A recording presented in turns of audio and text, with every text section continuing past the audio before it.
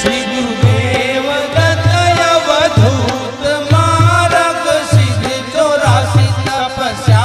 करे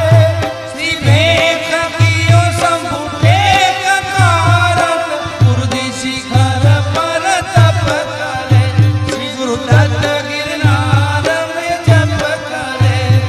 अलग जी मोहर गढ़ राज करे शिव शंकर कैलाश में ध्यान धरे हरि ओम।